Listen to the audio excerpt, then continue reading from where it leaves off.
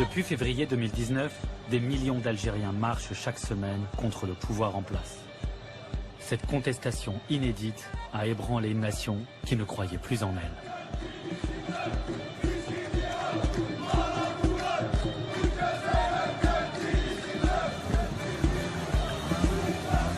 Qui aurait misé sur cette nouvelle révolution algérienne à l'ambiance de kermesse, se propageant d'Oran à Alger, d'Annaba à Tamanrasset?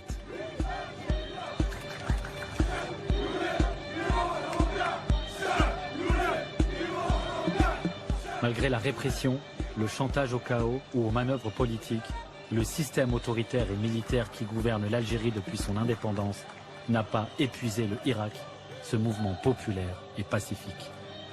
Un an de marche, jamais j'y aurais cru, ni même imaginé, ni même rêvé. On ne sait pas où on va, on ne sait pas où on va aller, mais on sait qu'on doit braver des interdits. Je connais ce système, je l'ai subi toute ma vie.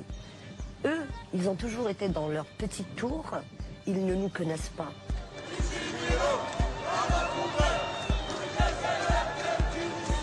Je me dis que me casser de ce pays n'est pas une solution. Mais casser le gouvernement actuel, ça c'est une solution.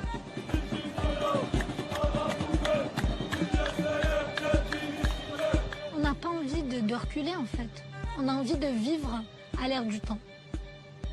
Malgré nos croyances, bien peu importe nos croyances plutôt.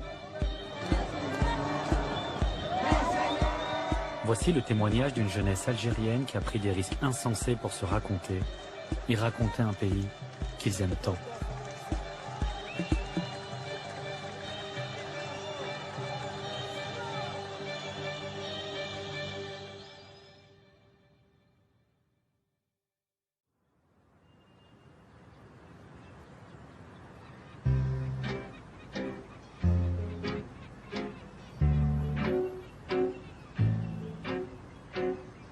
En Algérie, plusieurs centaines de manifestants ont défilé aujourd'hui dans le centre d'Alger et dans plusieurs autres localités du pays contre la perspective d'un 5e mandat du président Abdelaziz Bouteflika.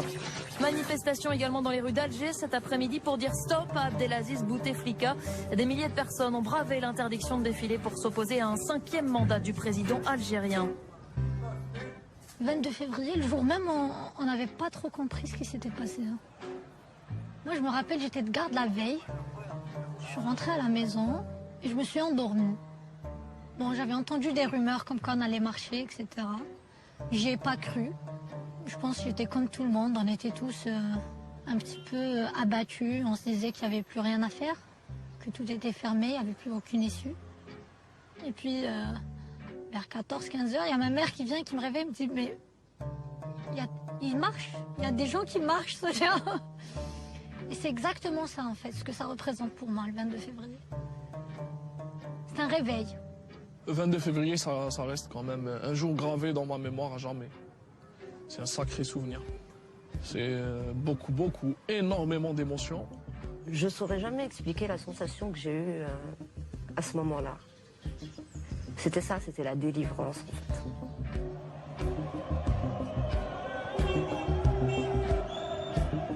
Le 22 février, je me rappelle, je suis sorti tout seul. J'y croyais pas. Pour moi, on allait être une cinquantaine, une centaine maximum. Et qu'on allait se faire embarquer. J'avais filé de l'argent à mon pote. Je lui ai dit, tiens, c'est ça, tu gardes. Dans le cas où je me fais embarquer, tu essayes de donner ça à un policier pour me faire sortir. Parce que je peux pas rester dedans. J'étais avec des amis dans un café et on commençait à avoir des directs en fait sur les réseaux sociaux. Et c'était tout le monde qui partageait sur tout le territoire national. Et tout d'un coup, on voit un direct, il y avait quelque chose à Tizi Ouzou. Donc on est parti, on s'est rejoint et il y avait beaucoup de monde, ça affluait, c'était énorme. Qu'est-ce que tu as ressenti? C'était beau. T'avais toutes les classes sociales, tous les sphères de la société, tous les sexes, mais bizarrement, pour la première fois, moi je voyais l'Algérien autrement et on se voyait autrement.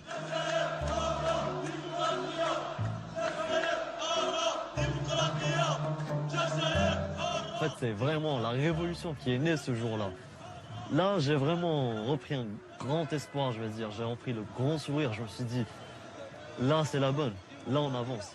On était juste pour la première fois tous là avec un objectif en commun.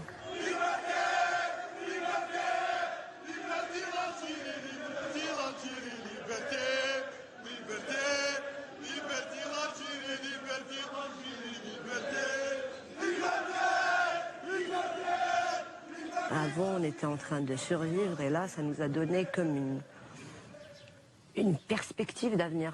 Il y en a marre, il y en a marre, il y en a marre, tout simplement, il y en a marre. On veut que nos enfants vivent dans une Algérie prospère, une Algérie développée, une Algérie qui a tous les moyens.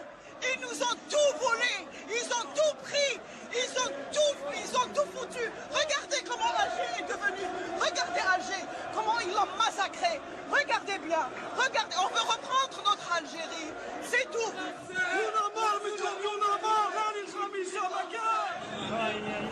Ça fait mal au cœur.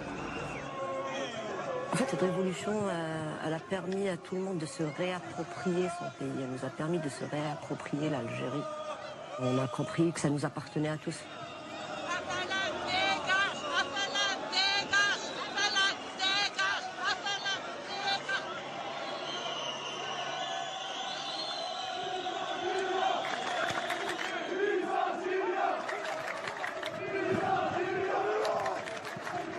Quand Oran est sorti dans la rue pour dire non au 5e mandat, ça c'était incroyable. Parce qu'à Oran, les gens ne sont pas politisés, la plupart. Ils s'en foutent, mais royalement.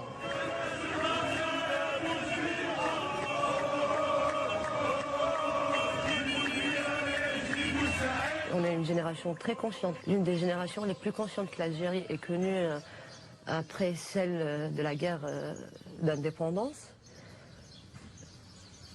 Et obstinée.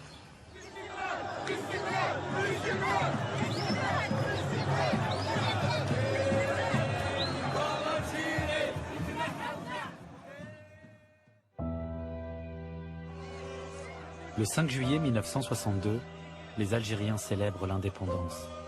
Enfin la liberté après 132 ans de colonisation française.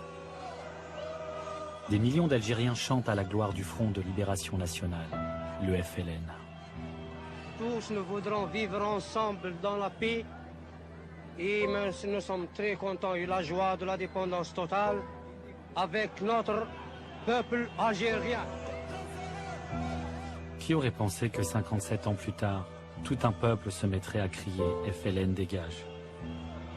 Le libérateur deviendra l'oppresseur. Le FLN finira par cadenasser le pays, spolier ses richesses et son histoire. 62, l'indépendance, et elle est vite passée en fait. On nous a volé notre indépendance. On nous a volé notre pays. Et c'est pour ça que tout est à refaire. C'est qu'on n'a pas eu l'occasion de construire le pays qu'on voulait, que nos grands-parents, nos arrière-grands-parents ont voulu. Ceux qui avaient la décision, ceux qui avaient le contrôle de l'école, ceux qui avaient le contrôle de l'armée, ceux qui avaient le contrôle de l'économie, ceux qui avaient le contrôle de la politique, ceux qui avaient le contrôle de la justice, c'était eux les responsables. Et je pense que les gens qui ont pris les rênes après 62 ont volé ce rêve et ont détruit ce rêve. Quand tu vois certains maquisards, quand ils te parlent de l'indépendance, ils ne te parlent pas de la chose politique, mais ils te parlent de ce qu'ils ont subi sous la colonisation. Donc l'indépendance ne signifie pas pour eux lever le drapeau à l'ONU ou quelque chose comme ça, ou bien parler en arabe à l'ONU, comme certains le voient. Eux, c'était juste de se sentir humain, de se sentir vivre en dignité dans leur propre pays.